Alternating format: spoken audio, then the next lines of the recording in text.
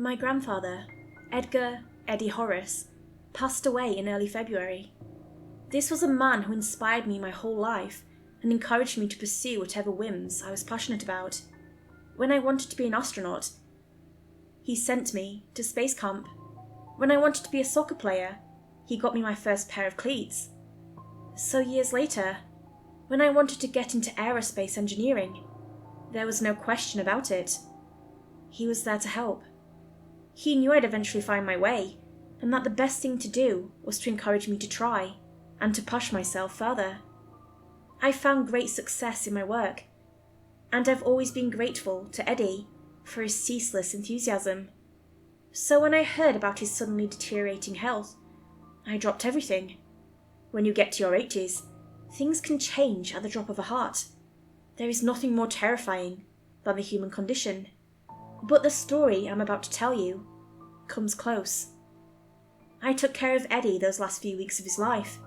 We wanted him to be able to spend that time at home with friends and family, and we did whatever we could to make that happen. But Eddie had plans. He didn't want to spend time at home. He wanted to travel one last time. He had this strange idea to go to this little town in South Dakota. I couldn't figure out why, but he was determined. He got this strange shimmer in his eyes whenever he spoke about it. "I gotta go," he said. "Please, I just gotta go." It was a small town northeast of Rapid City. You could barely see it on a map. You could see the houses, but there's no name to it. That's how I got to know about Locust, South Dakota. Eddie died 2 weeks ahead of his planned trip to Locust. His passing was sudden, devastating, and confusing. I'd never heard him talk of that place before, and there was no real explanation as to why he wanted to go there. So I decided, as a final show of gratitude, to spread his ashes there. I made a reservation at a motel and drove out there over the weekend. There was no information about the motel I was staying at, what the buildings in town were used for, or who lived there. It was a whole town of question marks, not because of anything being hidden, but because no one cared to look closer. This was a kind of town that was just a bunch of houses by the side of the road. The kind of place you just pass by, only ever asking yourself who would live in a place like that to begin with. But when the time came, I carefully packed Eddie's bronze urn and took to the road, not knowing what to expect. I'd never been to South Dakota before. On my first day driving through Rapid City, there was this violent snowfall that almost threw me off the road. Going up to Locust was about as flat as a terrain as it gets, these endless fields of snow, stretching for miles. Not that you could see that far, because of the weather, but still. That first night in Locust wasn't anything special. I arrived pretty late, got myself a gas station hot dog from across the street, and crashed in my room.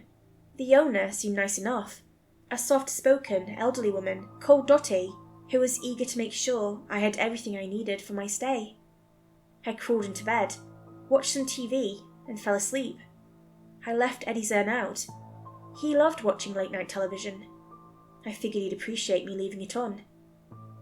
The weather had cleared up by morning. The sun reflecting off the fresh snow was blinding, and there was this awkward humidity to the air. It was still cold, but wearing a jacket made me feel sticky, like a warm ham in a plastic bag. Awful. I brought my backpack, taking Eddie along. I was going to check out the town, ask a few questions, and try to figure out why my grandpa wanted to go here so badly. Dottie, the owner, was up early. She asked me about my plans, if I'd slept well, if the water pressure in the shower was okay. I got the impression that she didn't see a lot of new people. "I'm actually here for my grandpa," I said. Before I got the chance to elaborate, Dottie lit up like a candle, her smile growing wide, and a laugh bubbling up. "How exciting," she said. "Wait, don't tell me. You're Donnie's boy, right? Or is it Hector?" "No, sorry. I wasn't clear. My grandpa never made it here." "Oh, I'm so sorry to hear that," she sighed. "I'm sure he would have loved our little town." "It's strange," I said. "I don't think he's ever been here. Why'd he be so eager to visit?" "None of us have been to heaven either," she smiled. But we can still wish to see it." She laughed it off and took me to a small dining room. Fresh bacon, eggs and coffee. A little slice of heaven, right there. Dottie had a few other guests that morning, an old couple and a woman in a wheelchair. Just people from the neighbourhood, it seemed. The woman in the wheelchair had an oxygen tank and a white mask covering half her face, which she carefully removed to put tiny pieces of pancake into her mouth. She winced with every bite. I first mistook her for an older woman, but on closer inspection, she was close to my age. I was seated straight across from her, at an opposite table. Dottie sat down with me halfway through my breakfast, under the guise of offering me a refill for my coffee. "I'm so sorry about your grandfather," she said. "Was it sudden?" "It was his time," I nodded. "We just thought he had a little more left." "Terrible," Dottie sighed, shaking her head. "But the Lord knows when our time is due." "Yeah, well, Eddie wasn't really a good friend of the church." "Nonsense. We're all friends here." As she left the table, I found myself staring into the eyes of the woman at the opposite table. A thin grey membrane covered her eyes as the machine pumped air into her lungs. But there, deep inside her dying orbs, was a strange shimmer. Something I recognised from the many hours I'd spent with my grandfather. She knew something. She'd seen something. Something. I went back up to my room to get my things. I got Eddie's urn, put it in my backpack, and double-checked my email. I still had a life to attend to, even if I'd taken some time off for Eddie's sake. There were meetings being planned, Zoom calls to attend, never-ending spreadsheets. I was in a different headspace, thinking about the practicalities. So when I came face to face with the elderly couple I'd seen downstairs, my mind sort of blanked. They were standing literally outside my door, about to knock. They seemed just as surprised as I was. Hi, the old man said. "Haven't seen you around before." "Can I help you?" I asked. "We heard you talking to, Dottie," the man continued, "about your grandfather." "All right, yeah. He passed recently." The two of them nodded and looked at one another. "There's someone you ought to talk to." Not knowing what to expect, I agreed to come along. They seemed harmless enough, and I didn't know where to begin with this town. Not that there was much to see. We took a long walk to the east side of the town, past the gas station and supermarket. I could see the town church in the distance, blending in to the white of the snow. The cemetery was on the other side of the hill. There were a few houses lining this side of town, and at the far end of the road was a mansion made of eggshell white brick. There was a red mailbox with the name Saffron printed in large letters. Walking up to the door, an older man stepped out to greet us. He looked to be in his early 70s. He had a full head of long hair, a bright white and fully starched shirt, and a prominent golden cross necklace. The couple introduced me to him. "This is Joel," they said. "I'm sure he can straighten things out." I shook his hand, and we looked at one another for a few seconds in complete silence. Finally, I gave him my name. "I'm so thankful for you to be here," he smiled. "I'm sure you have many questions." Joel invited me into his home. The couple asked me to have a blessed day and disappeared into the bright winter sun. Joel offered me a glass of water and sat me down by the kitchen table. He had a spotless house, except for some dead bugs on the windowsill, but everything had this slight smell of either detergent or chemical lemon. There was also a slight reverb to everything I did and said. I showed Joel my grandfather's urn and explained what had happened. I told him about this mysterious obsession with the town and this absolute determination to see it before his passing. Joel just looked at me, nodding. He was very easy to talk to, and he was eager to ask follow-up questions. Finally, he took the urn gently and looked at it. "I was in a similar predicament," he said, "but the good Lord decided to keep me around for a few more years. Praise be." "So, what is it that drove you here?" I asked. "Why this place?" Joel thought about it as he carefully put the urn down. He cleaned it with a napkin. "I raised a lot of horses back on my ranch in Minnesota," he said. "Beautiful place. Had these fields of sunflowers with the same colour as the sky. Looking out on hazy mornings as the sun rose, you might think you're looking into heaven. But with horses grazing on the clouds, I smiled. Joel grinned. He patted me on the shoulder, nodding enthusiastically. I like that, yes, like horses grazing on the clouds above. What a glorious view. He turned in his seat, looking over at the urn, and lowered his voice. Slowly, his smile faded. But horses have this amazing ability, he said. They know when their time is over. They know when it is time for them to leave us behind and begin their journey to the pale beyond. They leave the comfort of their friends and family, walk into the field, and die, facing the sun as they fade. I never knew that. You won't read about it on your phone.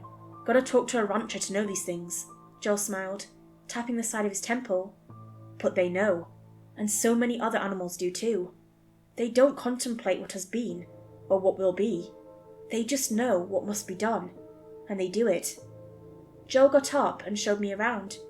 He had this spacious living room with a large cross covering an entire section of the wall. It looked hand-carved, as from a single piece of wood. But people are blessed with a gift of foresight, a gift to perceive things that haven't been, to remember things that happened not to us, but to our forefathers.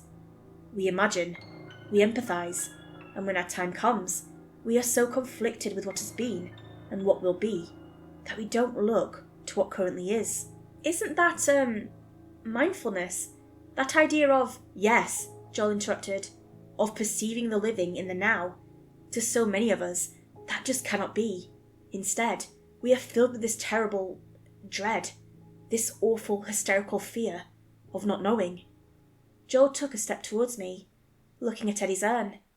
But passing away is as easy as breathing. And I choose to believe in a world where we do not need to fear what comes naturally. Why should we fear dying any more than we fear being born or falling in love?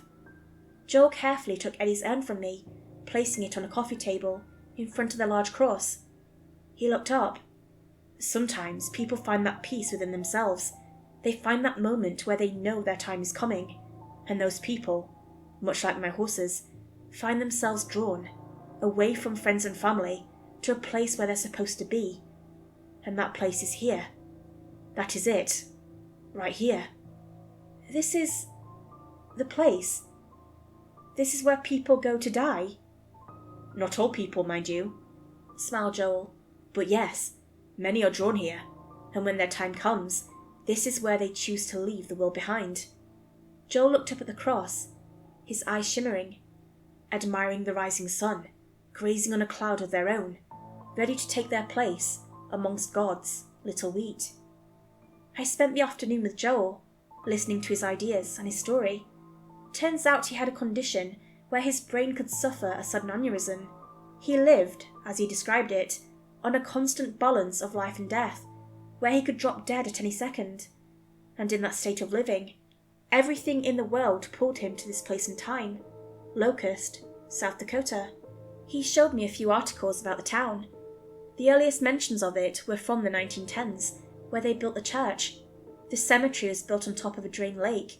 There were little articles mentioning the town in passing, but it was just fluff pieces, anniversaries, weddings, church events. The first real headline came in the 60s, during the cult craze, but it sort of faded over time. People were looking closely at all off-the-map gatherings, but most agreed that the town of Locust was just too peculiar, not heretical. But there was this one picture that I couldn't get out of my mind. The article from the 70s, where I could see dozens of people standing in a field, raising their arms to the sky in unison. They looked like scarecrows. Records speak of about 10 to 30 people travelling to Locust every year or so, just to pass away. Most come from surrounding counties, but a few came all the way from Canada to northern Mexico. Joel told me about this one man who travelled all the way from Germany just to drop dead the moment he stepped inside the city limits. Later that day, we wandered back to the motel. Joel offered to treat me to one of Dottie's home-cooked meals. On the way there, I asked him a question that seemed obvious in hindsight. So, why is this town called Locust? Some consider it a misheard Lakota word, okos, meaning warm. I think it's a bit more complicated. Then, what do you think? Joel let the words sink in as he looked up at the sky. The sun had already set, and the stars were coming out. He spoke, and locusts came. Young locusts without number, said Joel. I love that verse. It reminds me that it is the word of God that brings the locust, but in order for them to be brought, one has to listen. To hear the word of God, the locust had to hear it spoken, but the locust can't listen. I'm sorry, but that hardly makes any sense. Don't you see? Joel smiled. We are the locust. How else could we hear the word? How else could we be brought? That's an interpretation. I believe it to be a synonym of sorts, a word meaning a sin or sinful person, and that is, the town of Locust is a place where one leaves their sin behind as we move beyond. Sitting down to eat with Joel and Dottie, I got the impression that this man was loved all throughout the town. He was well-spoken, generous, and intensely friendly. The only one who didn't seem to warm up to his presence was the woman in the wheelchair with the oxygen tank, who seemed to shy away from everyone. I could see that twinkle in her eye still. Maybe that's the look you get when you know your time is up. I spent the rest of the day in the company of Joel and Dottie. We had this long talk about the town's history and the various people who had passed through the years. Apparently, most people who died there were cremated, and the nearby graveyard had been full for years. So, seeing that I'd brought Eddie in an urn was fitting somehow. Joel had already bought an urn for himself. He had no living relatives to care for his remains, so he didn't want to inconvenience anyone with having to pay for one. But at the end of the evening, as I walked under the starry sky with Joel and contemplated things that would come to be, I felt something. A little tug in my chest. This tiny strand leading directly from my heart to the fields of Locust. I was feeling it. That distant pull. Was I, too, about to die? What was supposed to be a weekend trip ended up being an entire week. I took time off just to get in touch with myself. I couldn't bring myself to say goodbye to Eddie yet. I'd do that on my last day. Instead, I spent my time getting to know the people of the town. Garland and Hannah, the elderly couple who'd introduced me to Joel. An older woman named Margaret, who idolized her late husband to a degree where she kept a shrine. There was Masood, who'd come all the way from Atlanta after he got his lung cancer diagnosis. There were about a dozen others that I noticed in passing, only getting to know them by name. But most of my days, I spent listening to Joel. While I didn't care much for his impromptu sermons, I could appreciate his positive tone.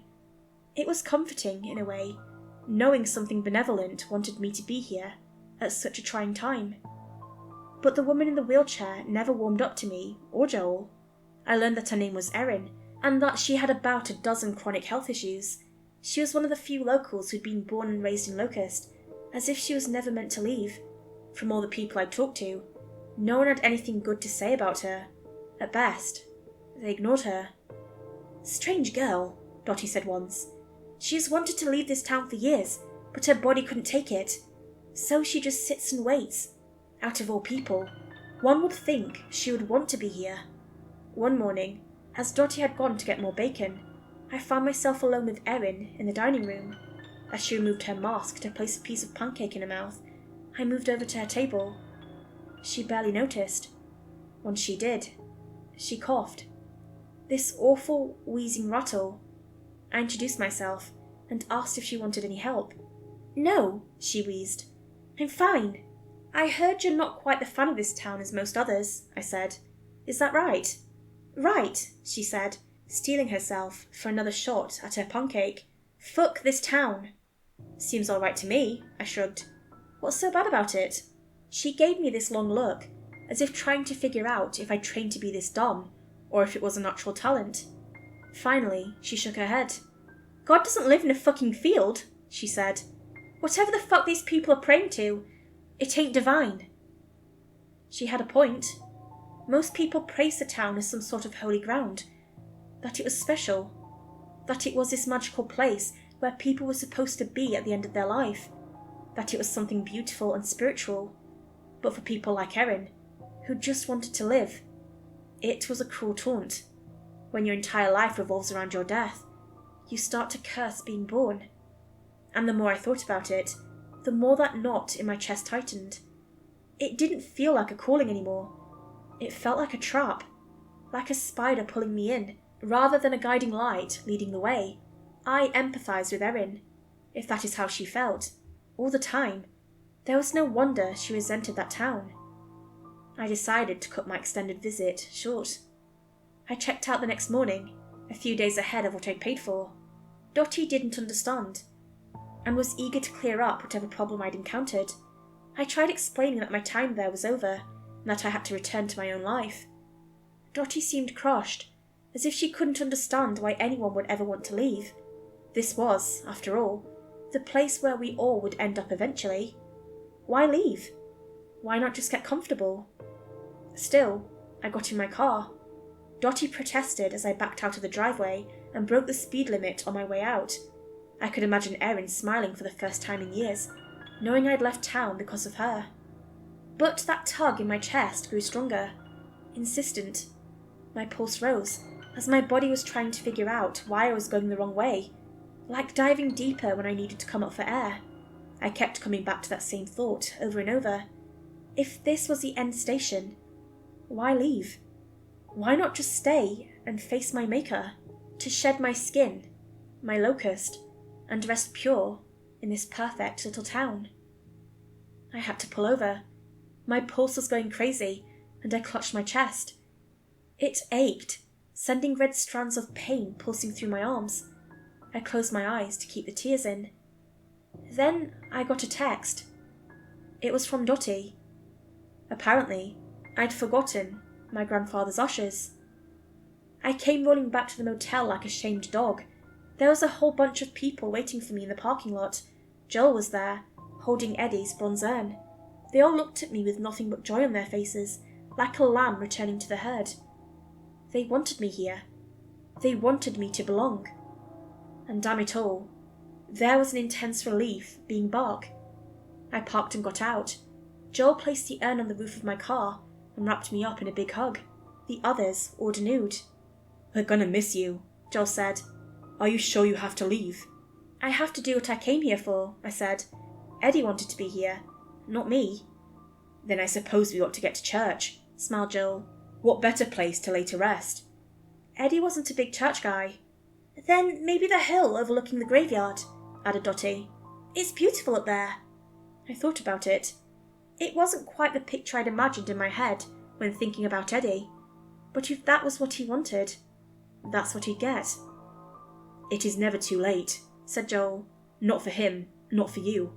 If anyone is in Christ, he is a new creation. Old things have passed away, and look, new things have come." "Corinthians," added Garland. "Praise be." We made our way through town, picking up more people as we went along.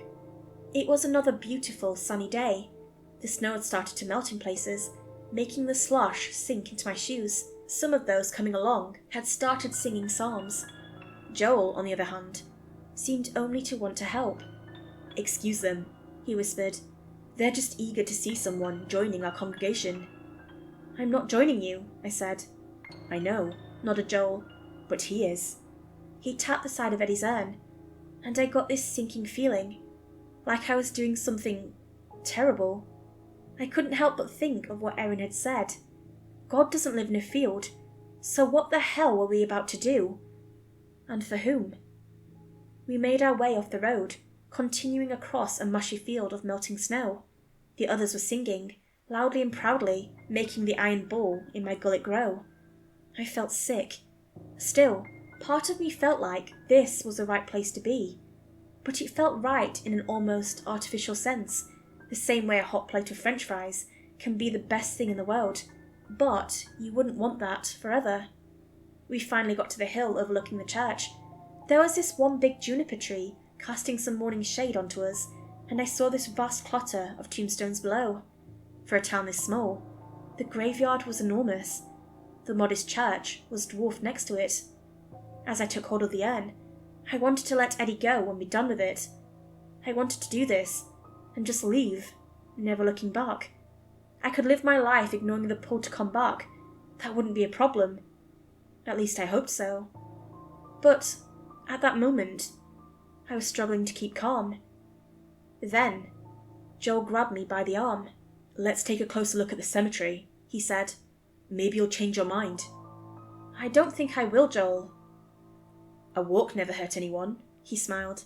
"You got legs. Use them." He took me down to the cemetery as the others were singing to the full extent of their hearts.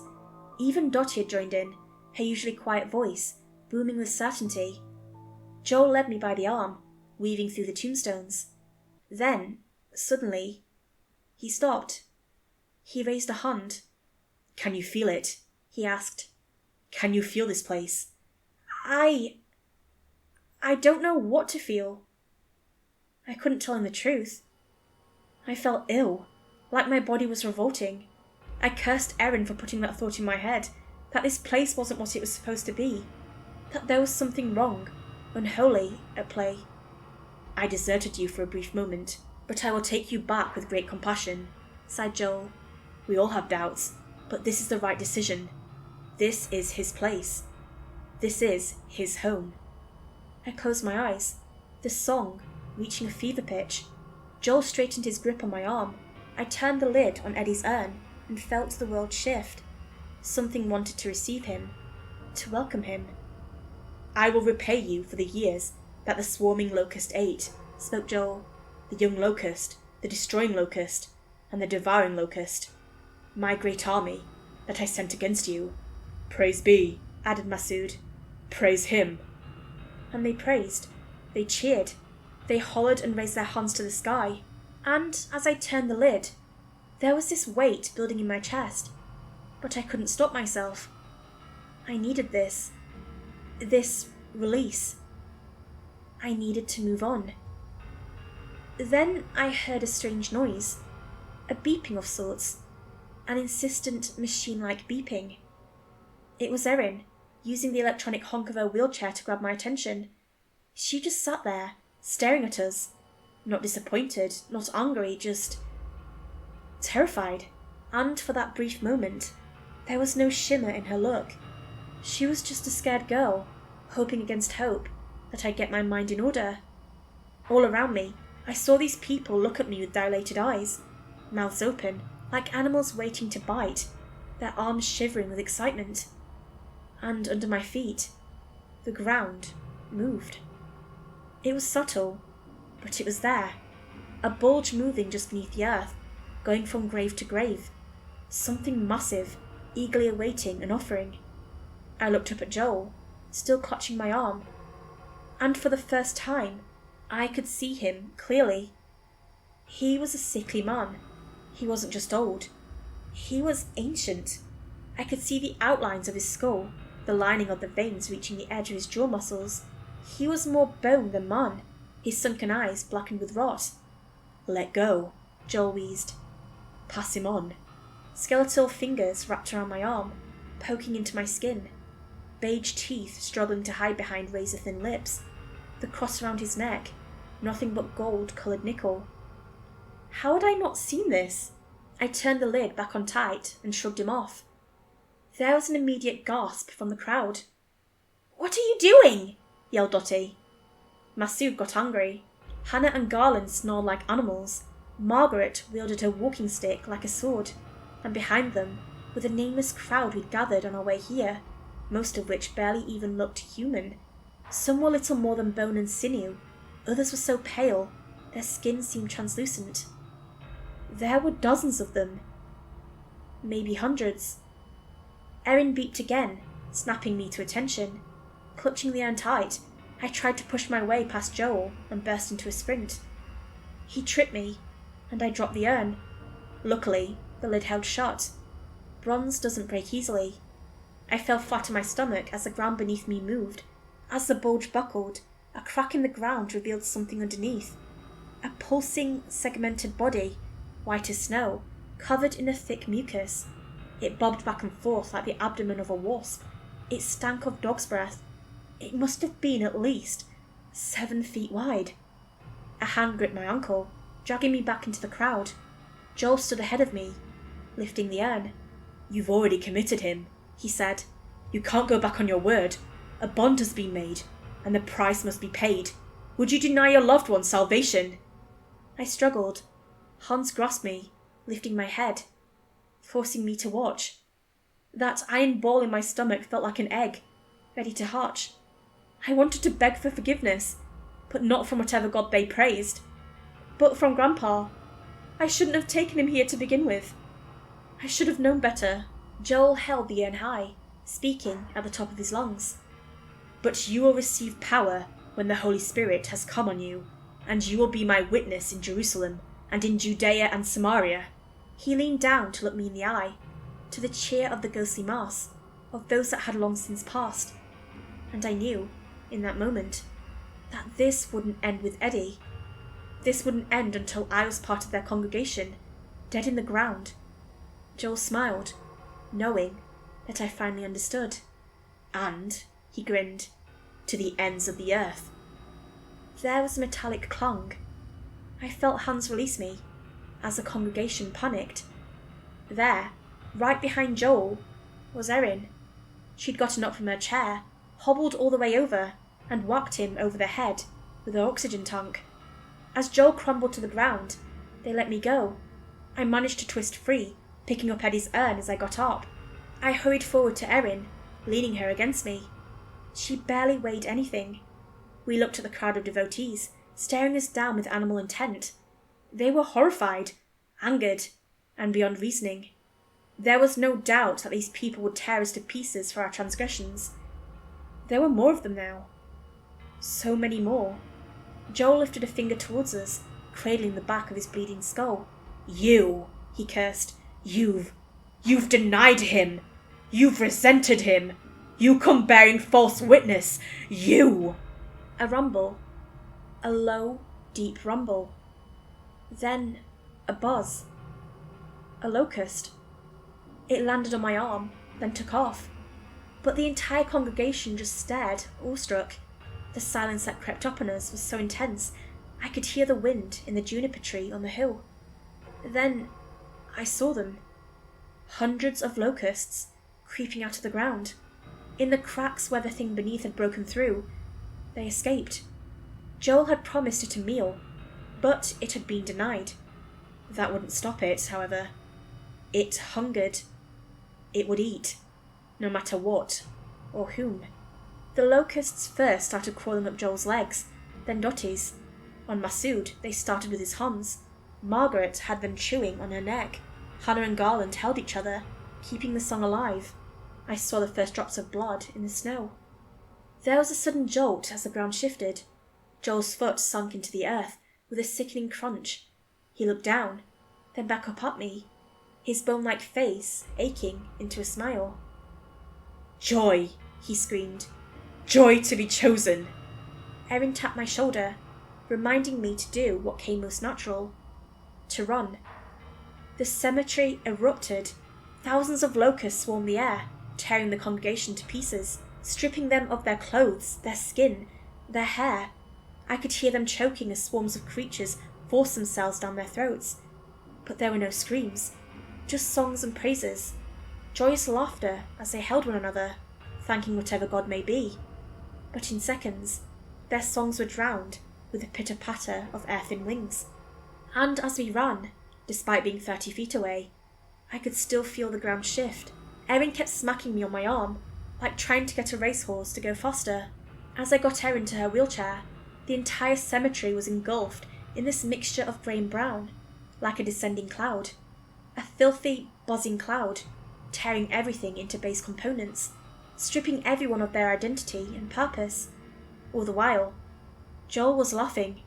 His deathly smile never faded as he sunk into the earth. The greatest joy of his life, to be devoured by whatever god he praised, chunk by chunk. I got bitten 12 times in less than a minute. I didn't even know Locust could do that. Erin had them stuck in her hair, in her oxygen mask, everywhere. We tried to brush them off as I hurried down the hill, back to the motel. By the time we got to my car, the swarm had already descended from the church. These things were everywhere. I could hear them smacking into the windows of the motel with rhythmic tapping. There was no question about getting Erin out of here. She was coming with me. I dropped her in the passenger seat and started folding up her wheelchair. She smacked me again, accidentally brushing off a biting locust. "Leave it!" she wheezed. "Let's go!" There was a dozen of them in the car with us, but we just had to go. I could hear them rattling in the air conditioning. For the second time that day, I backed out of the driveway and broke the speed limit. On my way out of town, I felt that tug in my heart, that thing in me telling me that I was misunderstanding everything, that I was letting myself down, that I was breaking a holy covenant, and that some things were just not meant to be understood by people like me, that there was a reason that the first things angels said when revealing themselves to mortals was to not be afraid. My chest ached. A red pulse forced me to blink. Sweat stung my eyes. Erin placed her hand on mine.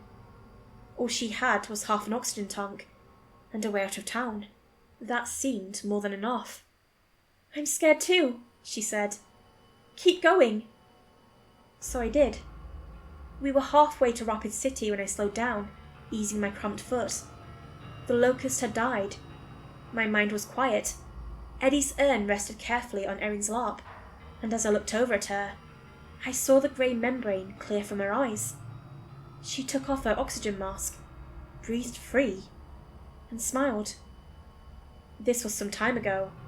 I don't expect everyone to believe it, but if you look it up, Locust, South Dakota, is still there. Maybe new people have moved in. Others who've felt the call. I found the perfect spot for Eddie. There's this place not far from his childhood home, where you can watch the fishermen bring in the catch of the day. All year long, you can smell fresh crab stew, Eddie's favourite. I knew he'd love it there. At first, I thought Erin was going to die. Turns out many of her problems weren't as bad as we'd imagined. Sure, she had some muscle atrophy from spending years in that chair, but physical therapy would go a long way. Apparently, there'd never been anything wrong with her eyes, and her lung problems were inconclusive. The doctor figured it was some sort of perpetual allergic reaction, possibly to insect bites. Away from that town, Erin looks to make an almost full recovery. I don't know what to make of all of this. I think there are plenty of reasons for people to go to places and find comfort in their beliefs. I think there are good reasons for us to deal with what we are and what we will become. Much like all the people of Locust, we find our comforts in knowing we belong to this world, even after we are gone. Thinking back on all of this, I think Joel was right about one thing, that leaving this life behind is nothing to be feared, that this is as natural as being born, or falling in love, that it is reasonable to have faith about a merciful and benevolent creation, whatever form that may take. But I know that none of that benevolence and none of that mercy lived in the town of Locust, South Dakota.